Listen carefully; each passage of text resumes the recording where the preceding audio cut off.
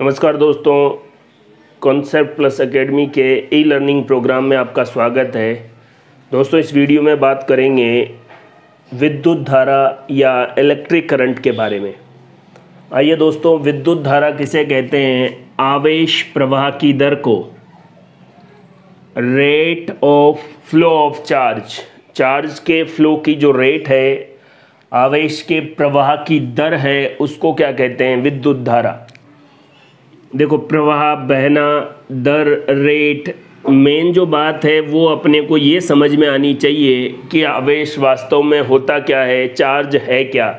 जब चार्ज समझ में आ जाएगा तो विद्युत धारा अपने आप समझ में आ जाएगी, है ना। विद्युत धारा किसे कहते हैं? आवेश प्रवाह की दर को विद्युत धारा कहते हैं, इलेक्ट्रिक करंट कहते हैं। चार्ज के फ्लो की जो रेट है उसको क्या कहेंगे? Electric current. इस आवेश को समझने के लिए आपको पता है, तत्व या एलिमेंट, समान परमाणु मिलके, सेम एटम मिलके तत्व या एलिमेंट बनाते हैं। यदि कोई तत्व इलेक्ट्रॉन डोनेट करता है या देता है तो उस तत्व पर आवेश कौन सा आएगा? धन आवेश। और इलेक्ट्रॉन ग्रहण करता है तो उस पर कौन सा आवेश आएगा? ऋण आवेश। आवेश या चार्ज पदार्थ का फंडामेंटल कैरेक्टर है, मूलभूत गुण है। और आवेश कौन सी राशि है? स्केलर क्वांटिटी है, अदिश राशि है।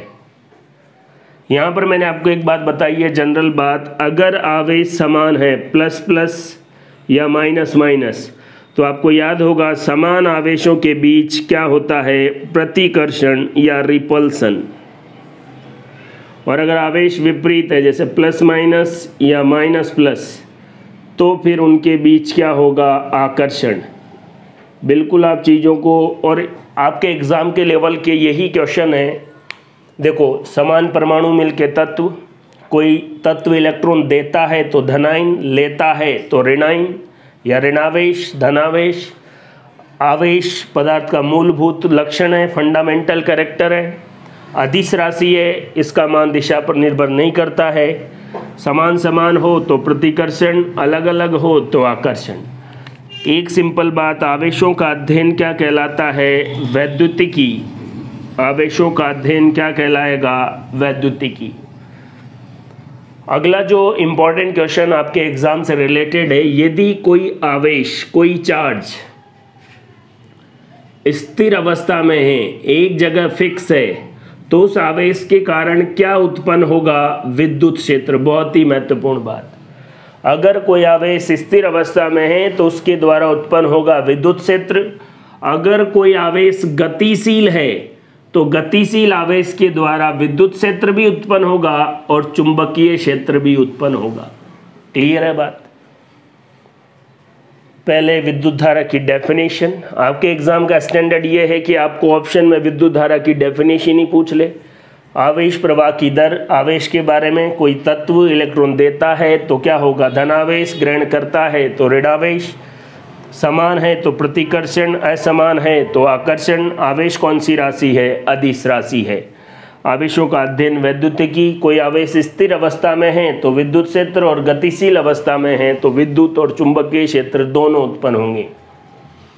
एक और जनरल बात, एक नाम सुना होगा आपने, संरक्षण का नियम, लॉ ऑफ कंजर्वेशन।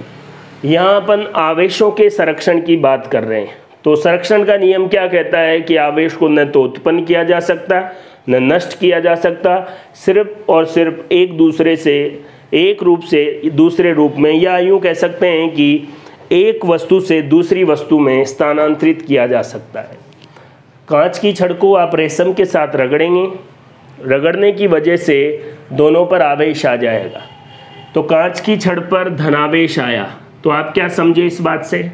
धनावेश कब आएगा? जब इलेक्ट्रॉन, मतलब इन दोनों को रगड़ने पर कांच की छड़ से इलेक्ट्रॉन निकलकर रेशम के ऊपर आ गए, तो यहां से इलेक्ट्रॉन दे दिया तो प्लस, और इस पर कौन सा हो गया?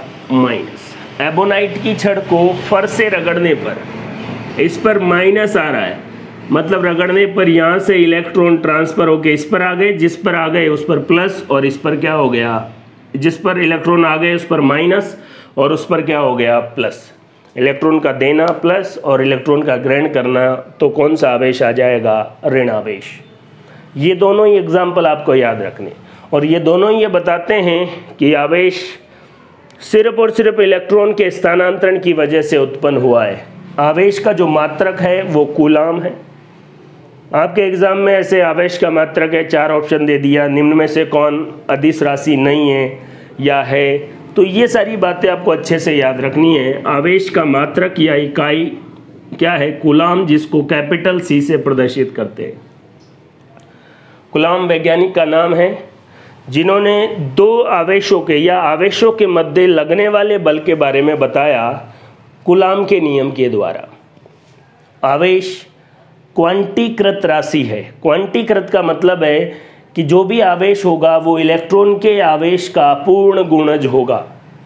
पूर्ण गुणज का मतलब एक इलेक्ट्रॉन का आवेश कितना है, 1.6 × 10⁻⁻19 कूलाम। जितना भी आवेश होगा उसमें जितने नंबर ऑफ इलेक्ट्रॉन उससे क्या कर देंगे, गुणा कर देंगे, तो पूर्ण गुणज हो गया।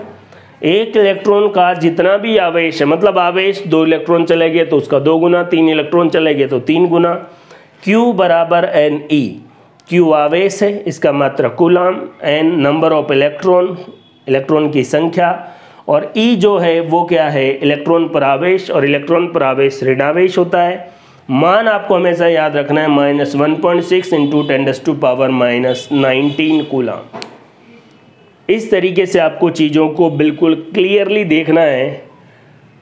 आवेश के बारे में मैंने आपको जानकारी दी, आवेश का मात्रक क्या है ये भी मैंने आपको बताया। क्वांटीकृत जो राशि है उसके बारे में कि जितना भी आवेश होगा वो इलेक्ट्रॉन का पूर्ण गुणज होगा। नंबर ऑफ इलेक्ट्रॉन से मल्टीप्लाई कर देंगे एक इलेक्ट्रॉन के आवेश को तो उस वस्तु पर आवेश का मान आ जाएगा। जैसे यहाँ पर आप बड़े ध्यान से देखें, जनरल एग्जाम में जो क्वेश्चन आता है वो यही है। आपसे पूछा गया कि एक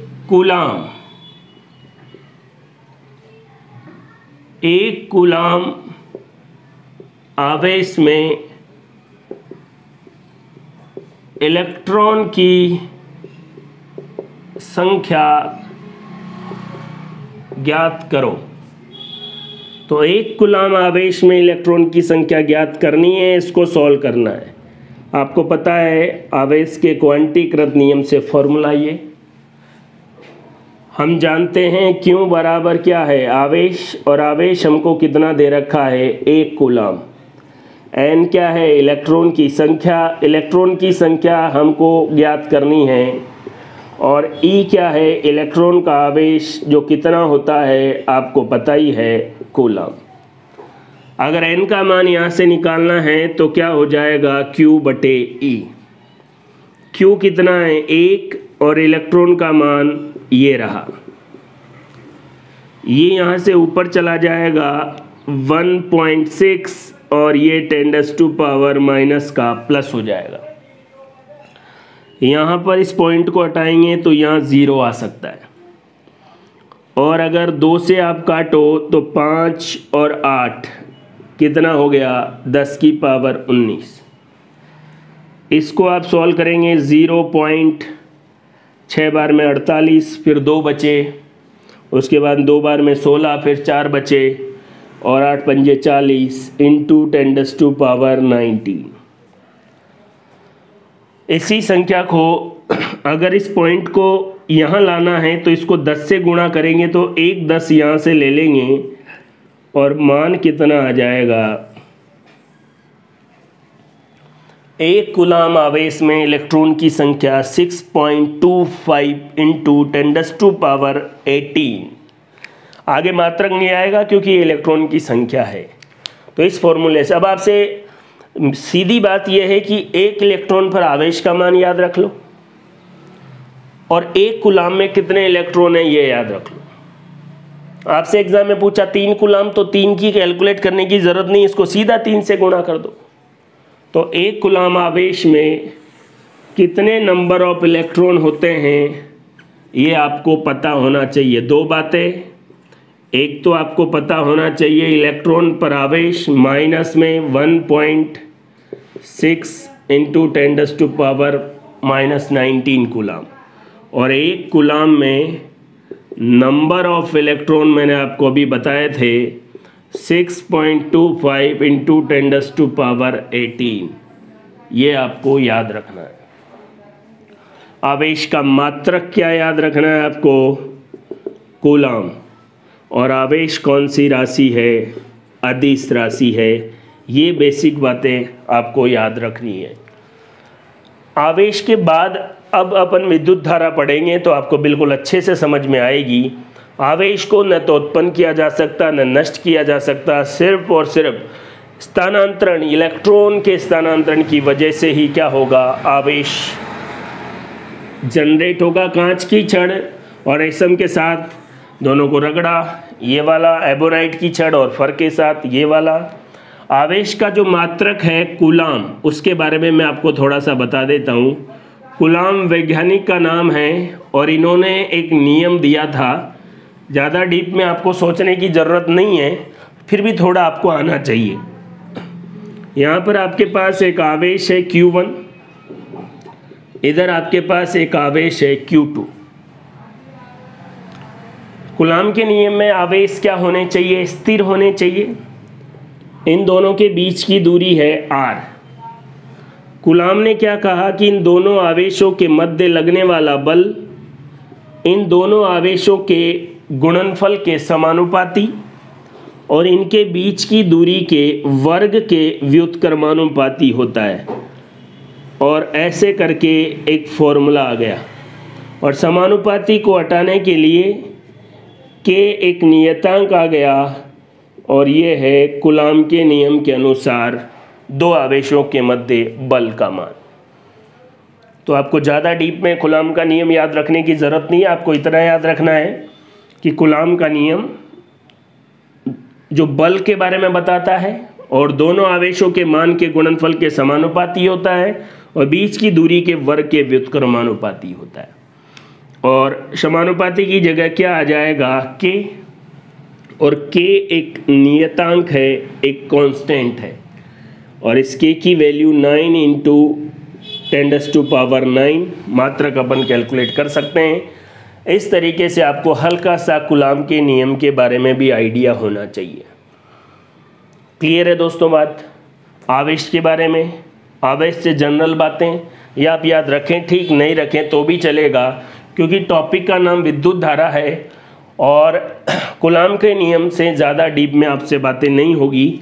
बस आवेश स्थिर है, उनके मध्य बल का मान निकालने के लिए कूलाम का नियम है, और दोनों आवेशों के मान के गुणनफल के समानुपाती, वर्ग के व्युत्क्रमानुपाती, और इस प्रकार से, और इसका मान के का मान भी मैंने आपको यहाँ पर बता दिया।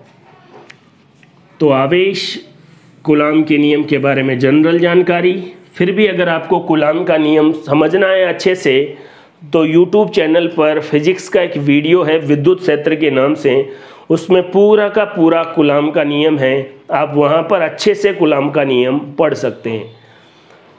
कोई भी आवेश है, ये देखिए आवेश, इस आवेश के आसपास का वह क्षेत्र जहाँ पर इसके प्रभाव को महसूस किया जा सके क्या कहलाता है? इलेक्ट्रिक फील्ड या विद्युत क्षेत्र। अगर चुंबक है तो चुंबकीय क्षेत्र, मतलब किसी आवेश के आसपास का वह क्षेत्र जहाँ पर उसके प्रभाव को महसूस किया जा सके, वो क्षेत्र क्या कहलाएगा? Electric field. विद्युत धारा की डेफिनेशन मैंने आपको शुरुआत में बताई थी, एक बार और देख लेते हैं। आवेश प्रवाह की दर को विद्युत धारा कहते हैं। अगर इस डेफिनेशन से फॉर्मूला बनाया जाए तो विद्युत धारा बराबर आवेश बटे समय, electric current equals to charge upon time. विद्युत धारा को I से प्रदर्शित करते हैं, आवेश को Q से और समय को T से। ये जो भौतिक राशियां हैं आपके सामने हैं, I है विद्युत धारा, Q है आवेश और T है समय। विद्युत धारा का मात्रक है एम्पियर जिसको कैपिटल ए से, आवेश का मात्रक है कूलाम जिसको कैपिटल C से, और T समय है और उसका मात्रक है सेकंड। मात्रक भी दोस्तों आपको याद रखना है, और अगला आपके एग्ज़ाम का जो क्वेश्चन है वो ये है 1 एम्पियर की परिभाषा लिखो। तो दोस्तों 1 एम्पियर कब होगा, अगर आप फॉर्मूला लिखना चाहते तो 1 एम्पियर ऐसे बराबर 1 कूलाम अपॉन में 1 सेकंड। अगर किसी चालक तार में 1 कूलाम आवेश 1 सेकंड तक प्रवाहित किया जाए तो उस चालक तार में प्रवाहित धारा 1 एम्पियर के बराबर होगी। एक बार फिर देख लेते हैं, सिंपल है बिल्कुल। किसी चालक तार में 1 कूलाम आवेश 1 सेकंड तक प्रवाहित किया जाए तो उस चालक तार में प्रवाहित धारा 1 एम्पियर के बराबर होगी। और एम्पियर किसका मात्रक है, विद्युत धारा का। इस फॉर्मूले से रिलेटेड क्वेश्चन कैसे आ सकते हैं, यहाँ देख लीजिए। किसी विद्युत परिपथ में इलेक्ट्रिक सर्किट में 5 मिनट में 300 कूलाम आवेश प्रवाहित हो रहा है। परिपथ में धारा की गणना कीजिए। दोस्तों आपको कई बार फॉर्मूला सीधा याद होता है कि सर I बराबर Q/T लगा दिया और सीधा Q का मान कितना दे रखा है 300, समय का मान कितना दे रखा है 5। गलत हो जाएगा। ये क्वेश्चन मैंने आपको बताया ही इसलिए आपके लेवल का है। और ध्यान रखना है Q किस में होना चाहिए, कूलाम में, और T किस में होना चाहिए, समय में। तो आवेश तो 300 कूलाम है, समय 5 मिनट है और 5 मिनट को सेकंड में बदलेंगे तो कितना आ जाएगा 300 सेकंड। और 300 को डिवाइड करेंगे 300 से तो आंसर कितना आ गया 1 एम्पियर। 1 एम्पियर की डेफिनेशन। कुछ क्वेश्चंस जिनमें आपको समय सेकंड में, कूलाम आवेश का मात्रक कूलाम होना चाहिए, तभी आप इस फॉर्मूले का इस्तेमाल करें। यहाँ पर एक वर्ड आया विद्युत परिपथ, इलेक्ट्रिक सर्किट। किसे कहते हैं, विद्युत धारा के बंद और सतत प्रवाह को, close and continuous flow of electric current. विद्युत धारा के बंद और सतत प्रवाह को क्या कहेंगे, विद्युत परिपथ। अब इस विद्युत परिपथ में कुछ चीज़ें आपको बताई हुई होंगी, उनको आपको विद्युत परिपथ में समझना है। अगर ऐसे बड़ा और छोटा डंडा प्लस और माइनस, ये है सेल, ये है की कुंजी। अगर इस कुंजी में ये खुली कुंजी ऑफ और इसमें डॉट आ गया तो ये है बंद और यहाँ पर क्या होगा ऑन। तो आप तो सिंपल सी ऑन खुला इस लफड़े में पड़े ही नहीं। यहाँ पर सर्किट में भी ये ऑफ है और ये ऑन है। विद्युत धारा है, अगर उसके रास्ते में ऐसे कांटे आ जाएं, ये देखो, तो विद्युत धारा के प्रवाह में रुकावट आ जाती है और उस रुकावट को ही क्या कहते हैं, रेजिस्टेंस या प्रतिरोध। ऐसे बीच में V लिखा हुआ प्लस माइनस तो वोल्ट मीटर, A लिखा हुआ तो एमीटर और G लिखा हुआ तो गैल्वेनोमीटर। और प्रतिरोध बना के एरो बनाया हुआ है तो धारा नियंत्रक, रियोस्टेट। विद्युत परिपथ में ये चीज़ें आपको आइडिया होनी चाहिए। इसको मैं यहाँ से मिटा रहा हूँ ताकि हल्का सा सबके बारे में बात कर सकें। पहली बात तो ये आपके पास सेल है, 1 2 3। अगर बहुत सारे सेल आपस में जुड़ गए तो इसको क्या कहेंगे, कॉम्बिनेशन ऑफ सेल, सेलों का संयोजन। और इस कॉम्बिनेशन ऑफ सेल को ही क्या कहते हैं, बैटरी कहते हैं। और अभी आपको जो बैटरी दिख रही है उसमें कितने सेल है, 3 सेल है। सेलों का संयोजन बैटरी कहलाता है। प्रतिरोध के बारे में, विद्युत धारा के रास्ते में जो रुकावट, विद्युत धारा के पथ में जो रुकावट है उसको प्रतिरोध या रेजिस्टेंस। अगर आपको किसका मापन करना है, विभवांतर का, तो विभवांतर का मापन करने के लिए आपके पास जो यंत्र है उसको कहेंगे वोल्ट मीटर। और अगर आपको मापन करना है किसका, धारा का, तो धारा के मापन के लिए है एमीटर। एक और मीटर है जिसकी खास बात है कि उसमें 0 ऐसे बीच में होता है। तो ये क्या बताता है, परिपथ में धारा की उपस्थिति और साथ में उसकी दिशा को बताता है। धारा परिपथ में उपस्थित है या बिल्कुल धारा उपस्थित नहीं है, और साथ में धारा की परिपथ में जो दिशा है उसको बताता है। जी, विद्युत धारा जो है उसके बारे में अपन बात कर रहे हैं।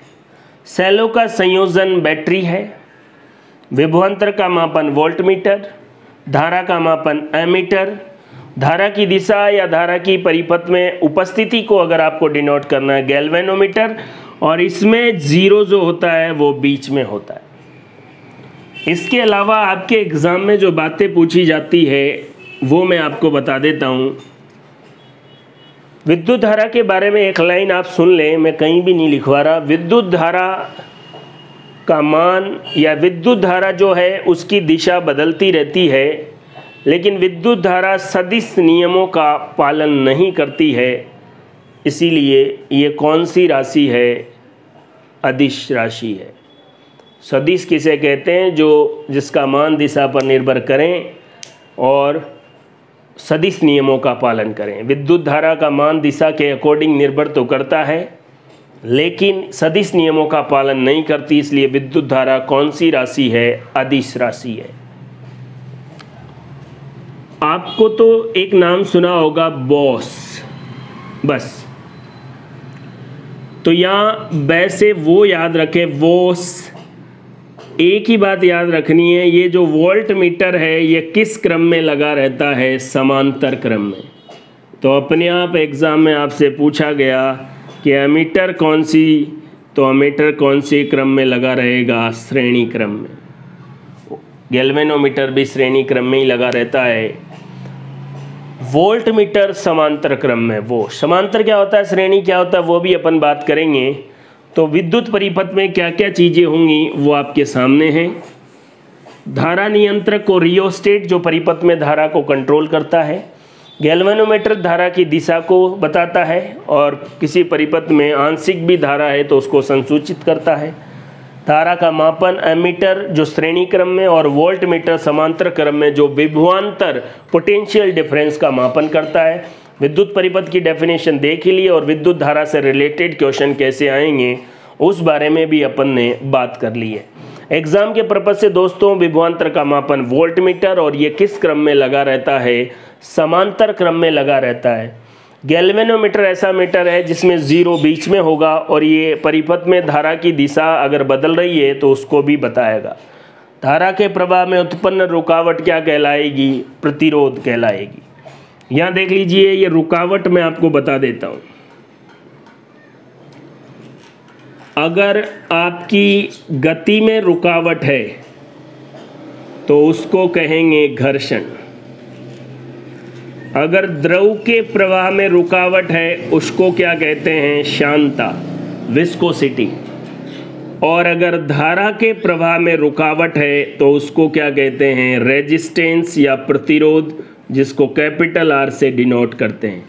और इस प्रतिरोध का जो मात्रक है वो आपको याद होना चाहिए, क्या कहते हैं उसको? ओम, और प्रदर्शित ऐसे करते हैं। अब अपन बात करते हैं विद्युत विभव, इलेक्ट्रिक पोटेंशियल के बारे में। डेफिनेशन देखिए, आपको बिल्कुल भी रट्टा मारने की ज़रूरत नहीं है। मैंने आपको बताया था कोई आवेश है, और उस आवेश के आसपास का वह क्षेत्र जहाँ पर उसके प्रभाव को महसूस किया जा सके उसको कहेंगे इलेक्ट्रिक फील्ड या विद्युत क्षेत्र। अब विद्युत विभव किसे कहते हैं? इस आवेश की वजह से एक क्षेत्र बना हुआ है। अनंत पर एक आवेश है जिसको मैंने Q नोट बोला है। अनंत से इस आवेश को, Q नोट को, इस विद्युत क्षेत्र में लाने में किया गया कार्य क्या कहलाएगा? इलेक्ट्रिक पोटेंशियल या विद्युत विभव। ये कोई भाई लोग है, ये इसका एरिया है, भाई का इलाका है। अब आप अनंत से उस इलाके में प्रवेश करेंगे तो आपको कोई कार्य करना पड़ेगा, वही है विद्युत विभव। विद्युत विभव की डेफिनेशन के बाद उसका फॉर्मूला कार्य बटे आवेश, V विद्युत विभव, W वर्क, और आवेश को Q। जो भौतिक राशियां हैं, V है विद्युत विभव, इसका मात्रक है वोल्ट, कार्य का मात्रक है जूल और आवेश का मात्रक है कूलाम। और परिभाषा मैं आपको फिर बता देता हूं, अनंत से किसी आवेश को विद्युत क्षेत्र में स्थित किसी बिंदु पर लाने में किया गया कार्य विद्युत विभव कहलाएगा। और विद्युत विभव का मात्रक क्या है? वोल्ट। 1 वोल्ट बराबर 1 जूल बटे 1 कूलाम। वही बात कि 1 वोल्ट विभव या 1 वोल्ट की परिभाषा बता दीजिए। तो विद्युत क्षेत्र में कोई बिंदु है, अनंत से कोई आवेश और इस आवेश का मान है 1 कूलाम। विद्युत क्षेत्र में स्थित किसी बिंदु पर अनंत से 1 कूलाम आवेश को लाने में किया गया कार्य किसके बराबर होगा? 1 वोल्ट बराबर 1 जूल बटे 1 कूलाम। अनंत से 1 कूलाम आवेश को विद्युत क्षेत्र में स्थित बिंदु में लाने में किया गया कार्य अगर 1 जूल है, तो फिर इस बिंदु का विद्युत विभव क्या होगा? 1 वोल्ट होगा। क्योंकि देखो 1 कूलाम आ जाएगा तो 1 वोल्ट बराबर क्या आ जाएगा? 1 जूल। एक बार फिर कह रहा हूं, आपको थोड़ा कंफ्यूजन हो तो, अनंत से 1 कूलाम आवेश को विद्युत क्षेत्र में स्थित बिंदु में लाने में किया गया कार्य 1 जूल हो, तो इस बिंदु पर विद्युत विभव कितना होगा? 1 वोल्ट। एक बहुत ही महत्वपूर्ण बात, विद्युत धारा का प्रवाह उच्च विभव से निम्न विभव की ओर होता है। इलेक्ट्रिक करंट का फ्लो हाई वोल्टेज से या हाई पोटेंशियल डिफरेंस या हाई पोटेंशियल या इलेक्ट्रिक पोटेंशियल से लो इलेक्ट्रिक पोटेंशियल की तरफ होगा। यहां पर देखिए, ये एक तार है, चालक तार। इस तार का एक सिरा है A और दूसरा सिरा है B। इस सिरे का विद्युत विभव है VA और इस सिरे का विद्युत विभव है VB। और दोनों सिरों के विभव का अंतर क्या कहलाएगा? विभवांतर। 2 घोड़े हैं, उनमें से एक घोड़ा कहीं चला गया तो बचा, घोड़ों का अंतर घोड़ा, गधों का अंतर गधा। वैसे विभव का अंतर भी क्या होगा? विभवांतर। तो विभवांतर का मात्रक भी क्या होगा? वोल्ट ही होगा। विभवांतर क्या हुआ? VA minus VB। और वो ऊपर वाली बात कि विद्युत धारा उच्च विभव से निम्न विभव की ओर बहेगी। पहला कॉन्सेप्ट देखिए दोस्तों, यहां पर A सिरे से धारा B सिरे की तरफ जा रही है, तो आपको क्या पता लगा कि उच्च विभव से निम्न विभव मतलब A वाले का विभव B वाले से ज़्यादा है। ऐसे क्वेश्चन आपके एग्जाम में ज़्यादा पूछे जाते हैं। अगर धारा B से A की तरफ आ रहे हैं तो आप समझ गए B वाले का विभव ज़्यादा है A वाले से, क्योंकि धारा हमेशा उच्च विभव से निम्न विभव की ओर बहती है। एक कॉन्सेप्ट मैंने यहाँ पर लिखा है, इसको यहाँ भी बता देता हूँ। धारा जिधर प्रवाहित होती है, इलेक्ट्रॉन उसका विपरीत दिशा में प्रवाहित होते हैं। ये बात बहुत अच्छी तरीके से समझ लें। क्या है इसका इम्पोर्टेंस वो देखते हैं। आपको यहाँ पर बोला गया है कि ये चालक तार के सिरे हैं, इलेक्ट्रॉन इधर प्रवाहित हो रहा है, तो बताइए किसका विभव ज़्यादा है? तो आप क्या सोचेंगे कि इलेक्ट्रॉन इधर जा रहा है तो धारा इधर, और धारा अधिक विभव से निम्न विभव की ओर, तो किसका विभव ज़्यादा है? B वाले का। बात समझ में आ गई दोस्तों? धारा हमेशा उच्च विभव से निम्न विभव की ओर प्रवाहित होती है। 1 कूलाम आवेश को अनंत से विद्युत क्षेत्र में स्थित किसी बिंदु में तक ले जाने में किया गया कार्य अगर 1 जूल है, तो फिर उस बिंदु पर विद्युत विभव 1 वोल्ट होगा। अभी आपके दिमाग में एक बात आती रहती है और इससे जनरली सवाल भी आते हैं। बैटरी, ये कोई तार है, अभी इस तार में धारा प्रवाहित नहीं हो रही है, और अगर किसी भी तार में धारा प्रवाहित नहीं हो रही हो, इसका मतलब उस तार के सिरों का विभवांतर क्या होता है? 0। ये बहुत इंपॉर्टेंट कॉन्सेप्ट। किसी भी तार के सिरों के मध्य अगर विभवांतर 0 है, इसका मतलब उसमें धारा प्रवाहित नहीं हो रही, और यहां पर हो भी नहीं रही है। जैसे ही आपने इस तार के साथ एक बैटरी जोड़ दी, ये लो, कितने सेलों वाली बैटरी? 3 सेलों वाली, और सेलों का संयोजन क्या कहलाता है? बैटरी। सेल या बैटरी क्या काम करते हैं? जैसे ये जोड़ेंगे इसमें धारा प्रवाहित हो गई, ऐसे इधर जा रही है करंट, मतलब पॉजिटिव टर्मिनल ने इस ए सिरे का विभव बढ़ा दिया और नेगेटिव टर्मिनल ने इस बी सिरे का विभव कम कर दिया। पहले दोनों का बराबर था। अगर धारा प्रवाहित नहीं हो रही है, विभवांतर 0, और विभवांतर 0 का मतलब है दोनों सिरों का विभवांतर बराबर था।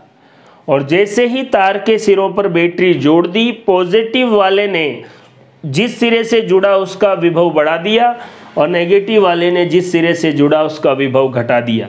इसका मतलब यहाँ का विभव ज़्यादा है, यहाँ का कम, तो धारा अधिक विभव से कम विभव की ओर और धारा प्रवाहित होने लगी। तो वास्तव में बैटरी क्या काम करती है? बैटरी का जो कार्य है वो ये है कि वो तार के सिरों के बीच या सिरों के मध्य क्या कर देती है? विभवांतर उत्पन्न कर देती है। बैटरी क्या करती है? तार के सिरों के मध्य विभवांतर उत्पन्न कर देती है। अगर किसी तार में धारा प्रवाहित नहीं हो रही है तो उसका विभवांतर 0 है सिरों का, और दोनों सिरों पर विभव क्या है? बराबर है। तो बैटरी, धारा प्रवाहित नहीं हो रही है वो। आपने अगर एक नाम सुना हो, अर्थिंग वायर, भू संपर्कित वायर, भू संपर्कित तार। ये तार भी क्या कर देता है? जैसे ही आप कनेक्शन को छुएंगे तो अर्थिंग वाला तार जो है वो विभवांतर क्या कर देता है? 0, ताकि अगर आपने करंट को भी छू लिया तो धारा प्रवाह क्या हो जाए? थोड़ी देर के लिए 0 हो जाए। वो संपर्कित तार भी विभवांतर 0 करता है। मैं तो यूं कह रहा हूं, आपसे कोई बोले कि यदि किसी चालक तार में धारा प्रवाहित नहीं हो रही है तो आप 2 बातें कह सकते हैं कि उस चालक तार के सिरों के मध्य विभवांतर 0 है, या यूं कह सकते हैं कि दोनों सिरों का विभव क्या है? बराबर है। आप यूं नहीं कह सकते कि उस चालक तार के सिरों का जो विभव है वो 0 है। विभव 0 नहीं है, दोनों का अंतर 0 है। ठीक है, तो इस तरीके से आप बैटरी के बारे में याद रखें। विद्युत विभव से जुड़ी हुई कॉन्सेप्ट मैंने आपको बता दी, और विभवांतर क्या है ये भी मैंने आपको समझा दिया है। एक बात मैं आपको बताता हूं कि ये चालक तार है और यहाँ पर ये धारा प्रवाह में उत्पन्न रुकावट प्रतिरोध है। ये यहाँ पर बैटरी लगा दी मैंने, ये कुंजी। अब यहाँ से इस विभव या प्रतिरोध जो है उसके सिरों के बीच का विभवांतर निकालना है, तो यहाँ वोल्ट मीटर जोड़ना पड़ेगा, और इसमें कितनी धारा प्रवाहित करनी है उसका मापन करना है, तो यहाँ एमीटर जोड़ना पड़ेगा। तो ये जो जुड़ा हुआ है वोल्ट मीटर, अभी आपको जो दिख रहा है, ये वोल्ट मीटर किस क्रम में जुड़ा हुआ है? मैंने आपको पहले भी बोला था, समांतर क्रम में।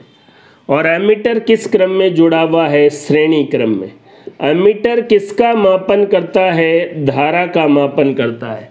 और वोल्ट मीटर किसका मापन करता है? ध्यान रखिए दोस्तों, विभवांतर का मापन करता है, पोटेंशियल डिफरेंस का मेजरमेंट। और किस क्रम में? समांतर क्रम में। सेलों का संयोजन क्या कहलाता है? बैटरी। और बैटरी क्या काम करती है? बैटरी जो काम करती है वो ये है कि ये तार के सिरों के मध्य क्या उत्पन्न कर देती है? विभवांतर उत्पन्न कर देती है। तो विभव और विभवांतर से जुड़ा हुआ कॉन्सेप्ट। 1 वोल्ट, अगर विभव की परिभाषा मैंने आपको बताई दी, आपको कोई बोले कि 1 वोल्ट विभवांतर की परिभाषा बताइए, 1 वोल्ट विभवांतर की परिभाषा, तो क्या होगी कि 1 कूलाम आवेश को किसी चालक तार के एक सिरे से दूसरे सिरे तक ले जाने में किया गया कार्य 1 जूल के बराबर है, तो चालक तार के सिरों का विभवांतर 1 वोल्ट के बराबर होगा। 1 वोल्ट विभवांतर है चालक तार पे, तो क्या बोलेंगे? फिर कह रहा हूँ, उस चालक तार के एक सिरे से दूसरे सिरे तक अगर 1 कूलम आवेश ले जाया जाए तो उसके द्वारा किया गया कार्य 1 जूल हो तो चालक तार के सिरों के मध्य विभवांतर कितना होगा? 1 वोल्ट होगा। दोस्तों अब बात करते हैं ओम के नियम के बारे में। ओम का नियम काफ़ी इंपॉर्टेंट है, लेकिन आपको किस तरीके से देखना है ताकि एग्ज़ाम का क्वेश्चन क्लियर हो जाए। डेफिनेशन और वो सब रट्टा मारने से कोई मतलब वाली बात नहीं है। ओम ने क्या किया, ऐसा परिपथ बना दिया और यहाँ एक तार ले लिया। इस तार के समांतर क्रम में वोल्टमीटर, मैंने आपको कहा है वोल्टमीटर समांतर क्रम में, और यहाँ पर एमीटर लगा दिया और चेक किया। यहाँ बैटरी से विभवांतर बढ़ाता रहा और विभवांतर और धारा के बीच उसने जब ग्राफ खींचा तो एक सीधी लाइन प्राप्त हुई। मतलब किसी चालक तार के सिरों के मध्य उत्पन्न विभवांतर V उसमें प्रवाहित धारा I के समानुपाती होता है। मतलब कि अगर विभवांतर बढ़ाते रहें तो धारा भी उसी अनुपात में बढ़ेगी, और दोनों के बीच अगर आप ग्राफ खींचें तो एक सीधी रेखा प्राप्त होगी। एक बात मैं आपको बता दूं, इस ग्राफ की अगर आप ढाल निकालें तो क्या निकालना पड़ेगा? tan theta. tan थीटा कैसे निकालेंगे? इसको थीटा मान लेंगे और यहाँ पर ऐसे ये लंब डाल देंगे, और ऐसे जो tan थीटा आएगा वास्तव में वही प्रतिरोध होगा। थीटा से रिलेटेड भी यूट्यूब चैनल पर आपको ट्रिग्नोमेट्री का एक वीडियो है, उसको आप बड़े ध्यान से देख सकते हैं। कूलॉम के नियम के लिए मैंने आपको बताया फिजिक्स का एक वीडियो है, उसमें कूलॉम का नियम देख सकते हैं। वैसे इतना ज़्यादा डीप में आपको जाने की ज़रूरत नहीं है। तो V समानुपाती I समानुपाती को हटाने के लिए एक नियतांक रेजिस्टेंस या प्रतिरोध। प्रतिरोध किसे कहते हैं? धारा प्रवाह में उत्पन्न रुकावट प्रतिरोध। इसका मात्रक क्या होता है? ओम। और ओम को कैसे लिखते हैं? ये रहा आपके सामने। ओम के नियम की परिभाषा, ग्राफ, सीधी रेखा। ग्राफ का ढाल कैसे निकालेंगे? tan थीटा से। और ग्राफ का ढाल किसको प्रदर्शित करता है? प्रतिरोध का।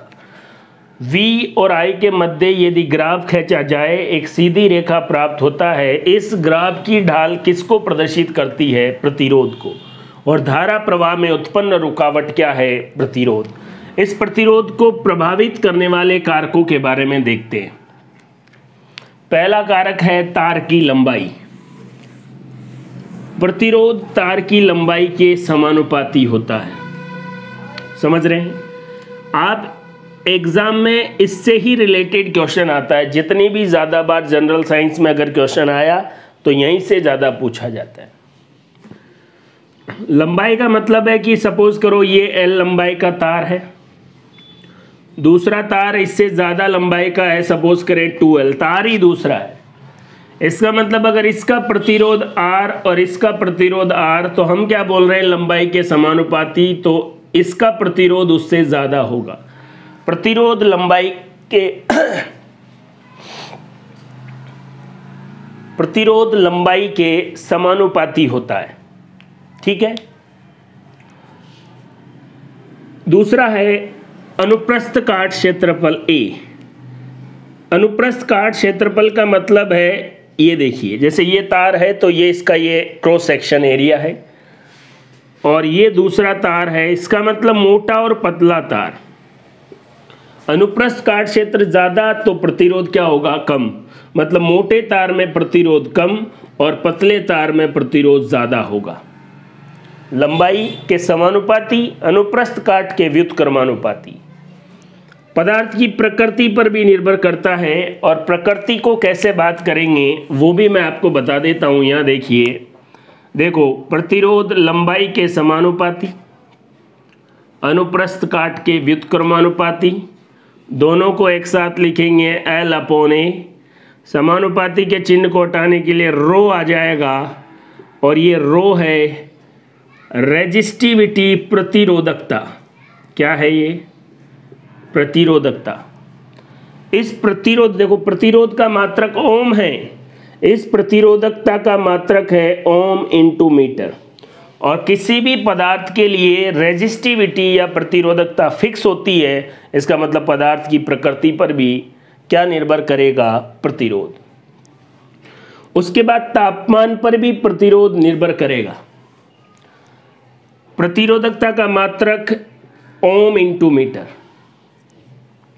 आपसे कोई पूछे कि प्रतिरोधकता किसे कहेंगे, तो ये देखिए, अगर 1 मीटर लंबा तार और 1 metre square cross section area वाला तार हो तो उसका जो प्रतिरोध होगा वही प्रतिरोधकता होगा।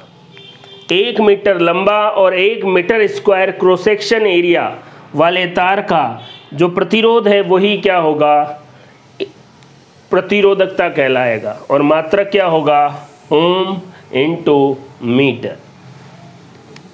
ताप के बारे में देख लेते हैं।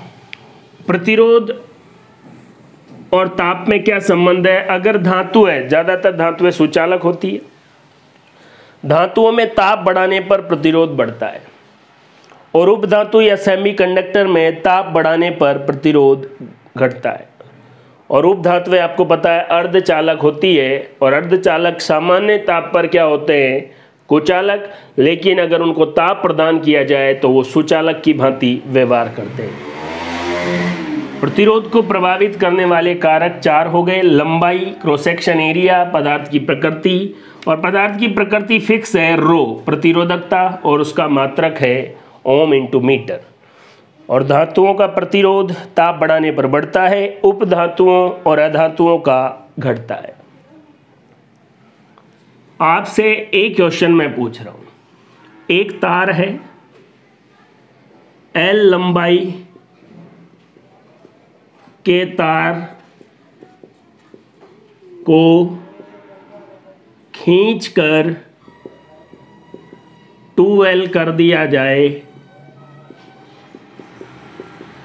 तो प्रतिरोध, ये क्वेश्चन बहुत ज़्यादा इम्पोर्टेंट है। अब बच्चा क्या सोचेगा कि L लंबाई के तार का प्रतिरोध, सपोज करें जब लंबाई L थी प्रतिरोध R था, अब लंबाई 2L कर दी तो 2R हो गया। ऐसा नहीं है, दूसरा तार नहीं है, उसी तार को खींचकर 2 गुनी लंबाई कर दी तो दोस्तों रेजिस्टिविटी या रो का मान तो फिक्स है। खींचने से पदार्थ की प्रकृति तो बदलने वाली नहीं है, लेकिन उसी तार को अगर अपन खींचेंगे तो आपने देखा होगा, जैसे ये तार है, अगर इसको खींचेंगे तो ये पतला हो जाएगा ऐसे। इसका मतलब अगर तार की लंबाई जो है वो 2 गुनी हुई है तो उसका क्रॉस सेक्शन एरिया, अनुप्रस्थ काट क्षेत्र क्या हो जाता है, आधा। तो अगर लंबाई 2 गुनी कर दी तो ये देखिए R बराबर रो एल ए, सपोज करो पहले वाले का प्रतिरोध, और खींचने के बाद रो तो वही रहेगा, लंबाई 2 गुनी और प्रतिरोध क्या हो गया, अनुप्रस्थ काट क्या हो गया, आधा। ये ऊपर जाएगा 4, तो प्रतिरोध का मात्रक या प्रतिरोध का जो मान है वो कितना हो गया, 4 गुना। कहने का मतलब अगर उसी तार को खींचकर लंबाई 2 गुनी कर दी गई तो प्रतिरोध 4 गुना। ये देखिए, खींचने के बाद जो रिजल्टेंट प्रतिरोध है वो पुराने प्रतिरोध से जो भी आपने गुना किया है उसका स्क्वायर। जैसे लंबाई 2 गुनी कर दी तो प्रतिरोध कितना हो जाएगा, 4 गुना। लंबाई 3 गुनी कर दी तो प्रतिरोध 3 का स्क्वायर 9। लंबाई 4 गुनी कर दी, 4 का स्क्वायर 16 गुना। लंबाई 5 गुनी कर दी तो कितना, 25 गुना। मतलब अगर उसी तार की खींचकर लंबाई 2 गुनी, जितने भी गुनी करें उसका स्क्वायर कर दो, वही क्या हो जाएगा, प्रतिरोध। 2 गुनी कर दी तो प्रतिरोध कितने गुना बढ़ेगा, 4 गुना, क्योंकि अनुप्रस्थ काट क्या हो जाता है, आधा हो जाता है। तो दोस्तों देखते हैं, ये है श्रेणी क्रम संयोजन। साफ साफ आपको दिख रहा है 3 प्रतिरोध हैं जो ऐसे जुड़े हुए हैं। मतलब इस प्रतिरोध का सपोज करें ये पहला सिरा, ये दूसरा सिरा, दूसरे वाले का ये पहला सिरा, ये दूसरा सिरा, इसका ये पहला सिरा और ये दूसरा सिरा। डेफिनेशन में अपन यूँ कह सकते हैं कि पहले प्रतिरोध का दूसरा सिरा दूसरे प्रतिरोध के पहले सिरे के साथ, दूसरे प्रतिरोध का दूसरा सिरा तीसरे प्रतिरोध के पहले सिरे के साथ जुड़ा हो तो ऐसा कॉम्बिनेशन क्या कहलाएगा, श्रेणी क्रम संयोजन। श्रेणी क्रम संयोजन में कुछ भी पढ़ने से पहले आपको एक बात नोट कर लेनी है, धारा समान और विभवांतर अलग अलग होता है, ये बात याद ही रख लें। अब धारा समान है पूरे परिपथ में, तो फिर क्या होगा, एमीटर 1 लगा दिया। विभवांतर अलग अलग है तो हर एक प्रतिरोध के समांतर क्रम में वोल्टमीटर लगा दिया। इसका मतलब क्या हुआ कि बैटरी ने जितना भी विभवांतर जनरेट किया था वो हर एक प्रतिरोध के सिरों पर अलग अलग उत्पन्न होगा, और जितना इसका V है सभी 3 भागों में बढ़ जाएगा। तो V बराबर V1 V2 V3। IRS का मतलब है सीरीज, और IR1 IR2 IR3 सब में I कॉमन है क्योंकि धारा समान है। यहाँ से सॉल्व करने के बाद कॉन्सेप्ट आया कि श्रेणी क्रम में तुल्य प्रतिरोध इक्विवेलेंट रेजिस्टेंट तीनों प्रतिरोधों को सीधा सीधा जोड़ दो जो भी इनका मान है। तो श्रेणी क्रम में तुल्य प्रतिरोध जो होता है, जितने भी प्रतिरोध होते हैं उनके मानों को सीधा सीधा जोड़ दो। अब यहाँ देख लीजिए, एक क्वेश्चन में मैंने बहुत सारी बातें इसी से रिलेटेड, और ये बातें भी आपके दिमाग में रहे। एक परिपथ बना हुआ है, 24 वोल्ट की बैटरी है, यहाँ एमीटर है और 2 ओम का प्रतिरोध, 4 ओम का प्रतिरोध, यहाँ V1 वोल्ट मीटर, यहाँ V2 वोल्ट मीटर, और आपसे पूछा गया V1 का पाठ्यांक ज्ञात करो। मतलब 2 ओम प्रतिरोध के सिरों पर विभवांतर कितना होगा, यूं भी पूछ सकता है। और 2 ओम सिरों के बीच विभवांतर जो है वो कौन सा वोल्ट मीटर माप रहा है, V1। तो V1 क्या हो गया, IR1। इसके लिए आपको I निकालना है, और I कैसे निकलेगा, कुल विभवांतर बटे में श्रेणी क्रम में कुल प्रतिरोध। कुल कितना है 24, और श्रेणी क्रम में 2 और 4 अभी बोला था मैंने, सीधे सीधे जुड़ जाते हैं R1 और R2, और 24 में 6 से डिवाइड करेंगे, 6 चौके 24, 4 आंसर। अगर इसी क्वेश्चन में आपको एमीटर का पाठ्यांक पूछता तो आंसर कितना आ जाता, 4 एम्पियर।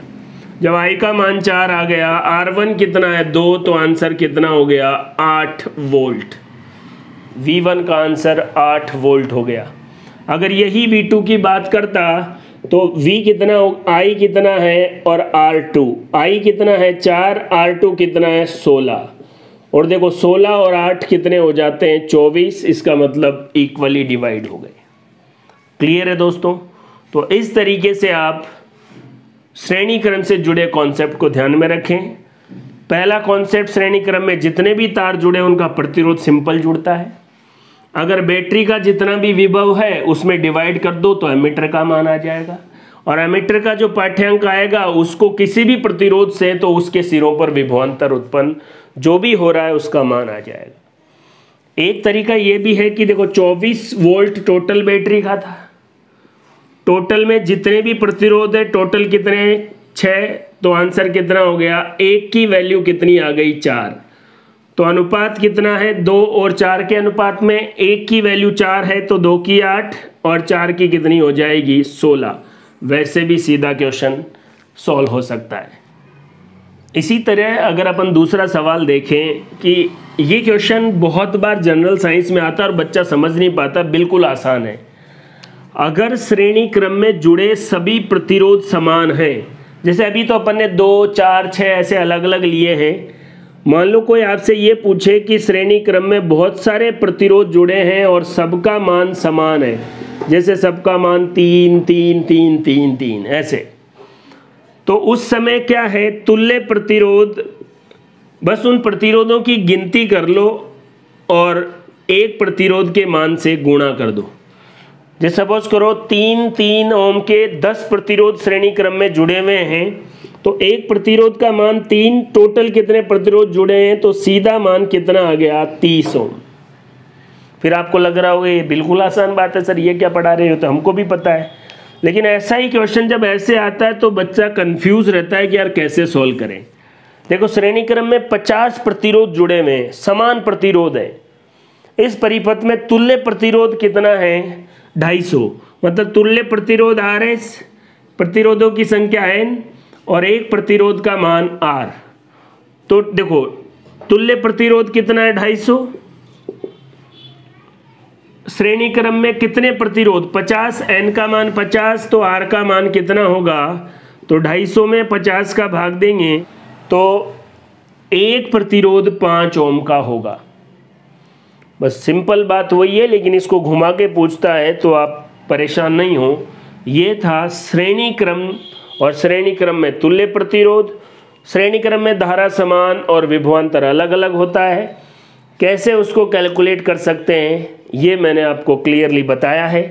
अगर आपको ये सारी बातें समझ में आई है तो यहाँ देखिए, सपोज करें कोई आपको ये सवाल पूछे कि यहाँ पर आपके पास 3 प्रतिरोध श्रेणी क्रम में जुड़े हैं और इन 3 प्रतिरोधों में यहाँ बैटरी जुड़ी है कितने वोल्टेज की, 48 वोल्टेज की। ये प्रतिरोध कितना है 1, ये प्रतिरोध कितना है 2 और ये प्रतिरोध कितना है 3 ओम। आपको कुछ भी नहीं पता है और आपको वो बोल रहा है कि इस प्रतिरोध के सिरों के बीच विभवांतर का मान बताइए। ये बातें कॉन्सेप्ट अच्छा हो इसलिए बता रहा हूँ। देखो टोटल कितना है 48, पहले कुल प्रतिरोधों को सीधा सीधा जोड़ लो 6, 8 बार में, मतलब 1 अनुपात की वैल्यू कितनी आ गई 8, तो 1 ही है यहाँ पर, तो इसमें कितना वोल्टेज होगा 8, 1 की 8 तो 2 की कितनी हो जाएगी 16 और 3 की कितनी हो जाएगी 24, 8 16 24, 24 और 24 ये भी कितना हो गया 48। तो सीधा सीधा प्रतिरोधों के सिरों का विभवांतर अनुपात के नियम से भी अपन क्या कर सकते हैं, निकाल सकते हैं। दोस्तों अब अपन बात करते हैं समांतर क्रम संयोजन। प्रतिरोधों का समांतर क्रम संयोजन, बड़े ध्यान से देखें आप। श्रेणी क्रम संयोजन के बारे में अपन बात किए और तुल्य प्रतिरोध निकालने का फॉर्मूला निकाला। समांतर क्रम का क्या मतलब है, ये पॉइंट है और तीनों प्रतिरोध का पहला सिरा सेम पॉइंट पर और इन्हीं तीनों प्रतिरोधों का दूसरा सिरा भी सेम पॉइंट पर जाके मिल गया और ये हमने इसको यहाँ पर बैटरी से जोड़ दिया, ये कुंजी, और ये है समांतर क्रम संयोजन। इसके बारे में क्या खास बात है, यहाँ से धारा प्रवाहित हुई आई और यहाँ जाके 3 भागों में बट जाएगी। इसका मतलब अब की बार यहाँ पर धारा जो है वो क्या होगी, अलग अलग। जितना बैटरी का विभवांतर या विभव होगा उतना ही इन तीनों के सभी के सिरों पर समान विभव होगा। इसका मतलब विभवांतर जो है वो क्या होगा, सभी प्रतिरोधों पर समान, मतलब श्रेणी क्रम का उल्टा। तो यहाँ पर तुल्य प्रतिरोध निकालना है तो यहाँ धारा I1, ये इस दूसरे वाले में I2, इसमें I3, इस प्रतिरोध को R1, इसको R2, इसको R3। यहाँ पर 3 एम्पियर लगाए जा सकते हैं, A1, A2 और A3। वोल्टमीटर एक ही चलेगा, पहले वोल्टमीटर 3 थे, एमीटर 1 चलता था, क्योंकि अब विभवांतर समान है इसलिए वोल्टमीटर 1, धारा अलग अलग है।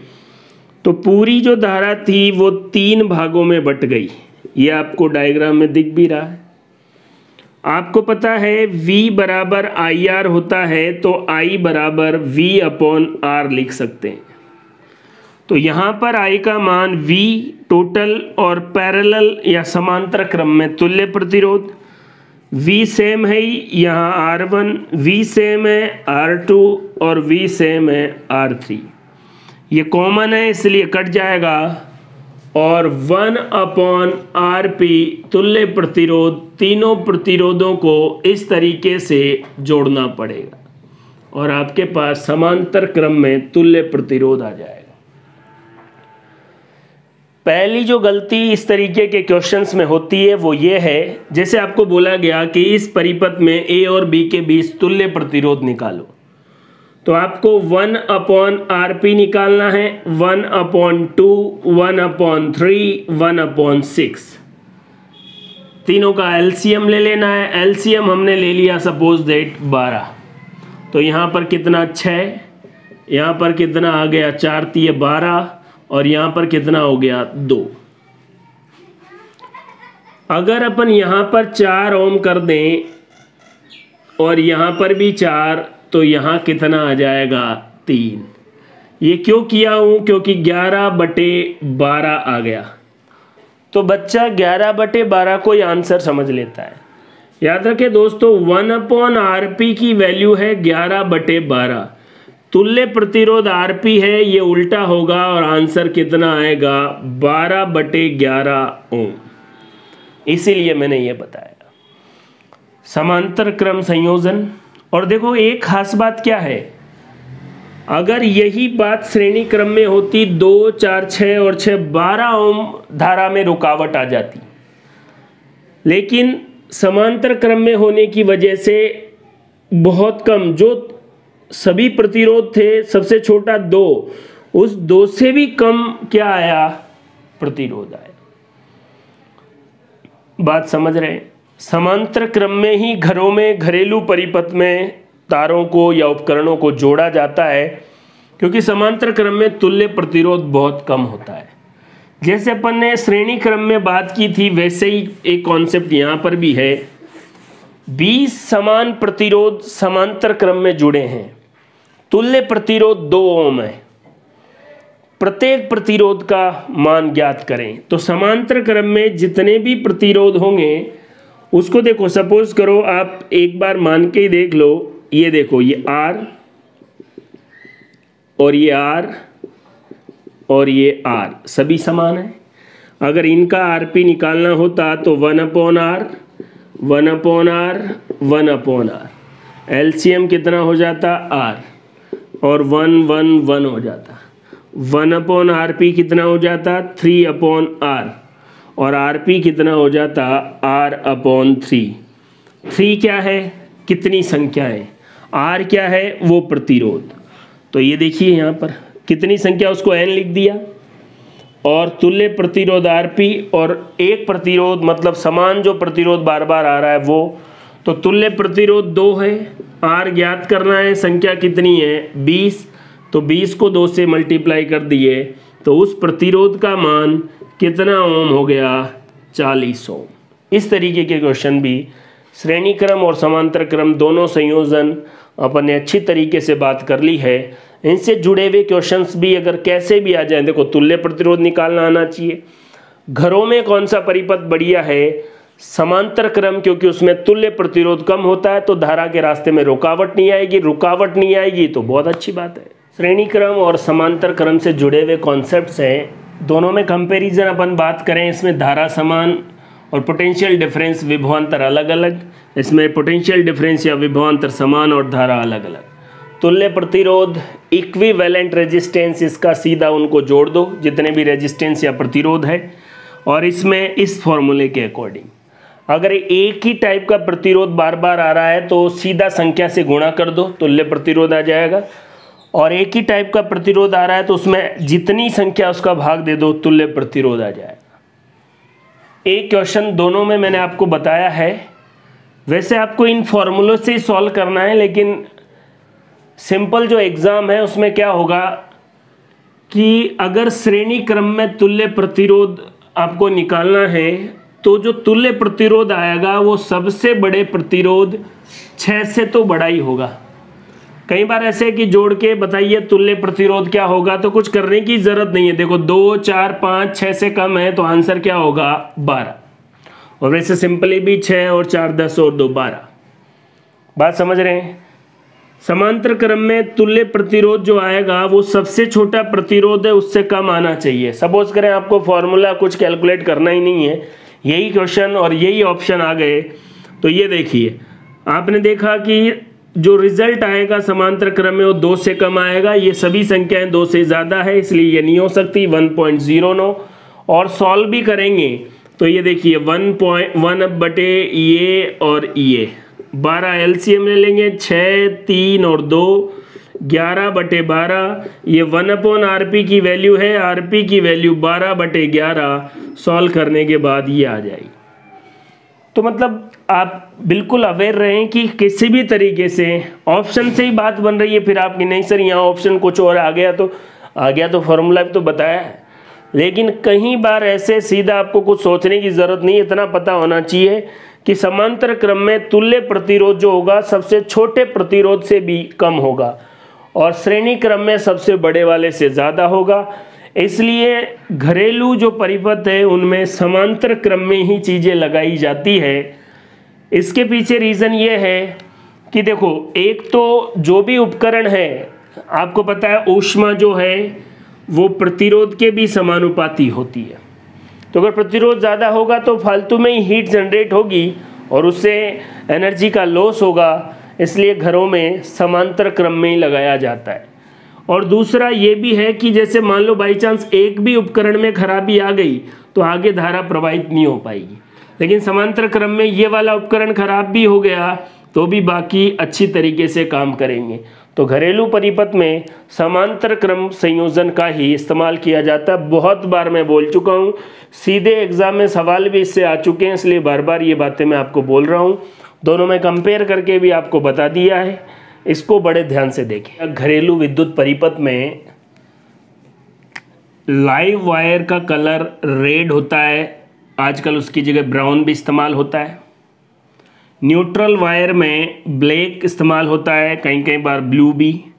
अर्थिंग या भू संपर्कित तार जो विभवांतर जीरो करके और हमें करंट के झटके से बचाता है, उसका कलर पहले भी ग्रीन या येलो होता था, आज भी यही। तो आप सभी के दो कलर अच्छे से याद रख लें। जितनी भी जनरल जो बुक्स है उनमें यही कलर आपके सामने है, रेड, ब्लैक और ग्रीन। लेकिन आजकल ये ब्राउन, ब्लू और येलो कलर, इसका भी ध्यान में रखना है। एक और बात, विद्युत धारा का ऊष्मीय प्रभाव, heating effect of current and magnetic effect of current, विद्युत धारा का चुंबकीय प्रभाव। किसी चालक तार में धारा प्रवाहित करने पर उसमें ऊष्मा उत्पन्न होती है, इसे विद्युत धारा का ऊष्मीय प्रभाव। किसी चालक तार में धारा प्रवाहित करने पर चुंबकीय क्षेत्र उत्पन्न होता है, इसको क्या कहते हैं? विद्युत धारा का चुंबकीय प्रभाव। तो डेफिनेशन तो उनके नाम से ही पता लग रही है। इसी को जूल का तापन नियम भी कहते हैं। फ्यूज तार, विद्युत हीटर और विद्युत प्रेस इसी के अकॉर्डिंग काम करती है। घरेलू विद्युत परिपथ को सुरक्षित रखने के लिए एक तार लगाया जाता है, फ्यूज तार। वो आपके घर के अपैरेटस उपकरण कैसे हैं उस हिसाब से रेंज होती है कि 15 एम्पियर, 10 एम्पियर ऐसे फ्यूज वायर होगा। अगर उससे ज़्यादा अचानक अगर धारा आई तो फिर वो तार ऐसे हीटिंग इफेक्ट के कारण टूट के और बीच में से जो सर्किट है उसको कट कर देगा, ताकि आपके घर में जो भी उपकरण है वो जले नहीं। अगर आपके घर में फ्यूज वायर नहीं है तो अगर विद्युत धारा का जो इफेक्ट है वो कम ज़्यादा हुआ तो टीवी, पंखे ये सब जल सकते हैं। तो घरों को सुरक्षित रखने के लिए फ्यूज वायर होना ज़रूरी है। उसके बाद है भू संपर्कित। अर्थिंग वाला तार क्या होता है कि विभवांतर या पोटेंशियल डिफरेंस जीरो कर देता है थोड़ी देर के लिए, तो धारा प्रवाहित होना जब नहीं होगा तो झटके से आप हट सकते हैं। तो ये दो तार है जो आपके घरेलू सर्किट में लगाने चाहिए। इससे क्या होगा कि आप सुरक्षित रहेंगे। नेक्स्ट जो है, अगर तार में धारा प्रवाह की दिशा में दाएं हाथ का अंगूठा रखा जाए तो उंगलियां चुंबकीय क्षेत्र की दिशा को बताएगी। जैसे इस तार में धारा इधर प्रवाहित हो रही है तो यहाँ अंगूठा रख के ये कौन सा, घड़ी की दिशा में क्लॉकवाइज चुंबकीय क्षेत्र। अगर ये इधर आ रहा है तो ऐसे एंटी क्लॉकवाइज, ये देख लीजिए। उसके बाद प्रत्यावर्ती या अल्टरनेटिंग करंट, ऐसी विद्युत धारा जो निश्चित समय अंतराल के बाद दिशा बदलती है। और भारत में घरों में जो सप्लाई होने वाली अल्टरनेट करंट, उसका वोल्टेज 220 और आवृत्ति 50 हर्ट्ज, इसको बड़े अच्छे से ध्यान रखना है। दिष्ट धारा, ऐसी धारा जिसकी दिशा नहीं बदलती, वो है कौन सी? दिष्ट धारा, डायरेक्ट करंट। ये जितने भी चार्जर या उपकरण है, अडेप्टर जिनको कहते हैं, वो प्रत्यावर्ती अल्टरनेट करंट को डायरेक्ट करंट में बदलते हैं। ये सारी बातें आपको करंट से रिलेटेड आपको कलर याद रखने हैं। फ्यूज वायर किस इफेक्ट या किस नियम पर काम करता है, रेंज भी होती है फ्यूज़ वायर की कि इतने, वो आपके घर में आप कौन से उपकरण, जैसे अगर आप एसी चलाते हैं तो आपके फ्यूज़ वायर की रेंज और ज़्यादा होनी चाहिए। तो ये सारी चीज़ें, ये बहुत बार आ चुका है घरों में, जो अल्टरनेट करंट आता है उसकी फ्रीक्वेंसी क्या है। और दक्षिण हस्त अंगुष्ठ नियम, मतलब धारा की दिशा में अंगूठा तो उंगलियां किसको बताएगी? चुंबकीय क्षेत्र को। ये था विद्युत धारा से जुड़ी हुई बातें। आपके एग्ज़ाम में जो इनसे रिलेटेड क्वेश्चन आएंगे, अगर आपने पूरा वीडियो बड़े ध्यान से देखा तो आराम से एक एक क्वेश्चन सॉल्व होगा। ये देख लीजिए दोस्तों, एक तो है विद्युत मोटर, जो मैं आपको कार्य ऊर्जा शक्ति में बता चुका हूँ, विद्युत ऊर्जा को यांत्रिक ऊर्जा में बदलती है। एक है विद्युत जनित्र, ये यांत्रिक ऊर्जा को विद्युत ऊर्जा में बदलता है। बस याद रखें, ये विद्युत चुंबकीय प्रेरण, इलेक्ट्रोमैग्नेटिक इंडक्शन के सिद्धांत पर काम करता है। ये बात आपको याद रखनी है। अगर किसी धारावाही चालक तार को आप ऐसे कुंडली बना दें, ये देख लीजिए, तो फिर ये किसकी तरह काम करेगी? सोलेनॉइड की तरह, परिनलिका की तरह। और सबसे इम्पॉर्टेंट बात यह है कि परिनलिका के अंदर जो चुंबकीय क्षेत्र होगा वो एक समान चुंबकीय क्षेत्र होगा। एक समान चुंबकीय क्षेत्र प्राप्त करने के लिए सोलेनॉइड या परिनलिका का इस्तेमाल होता है। विद्युत जनित्र विद्युत चुंबकीय प्रेरण के सिद्धांत पे काम करता है और ये यांत्रिक ऊर्जा को विद्युत ऊर्जा में, और विद्युत मोटर विद्युत ऊर्जा को यांत्रिक ऊर्जा में बदलती है।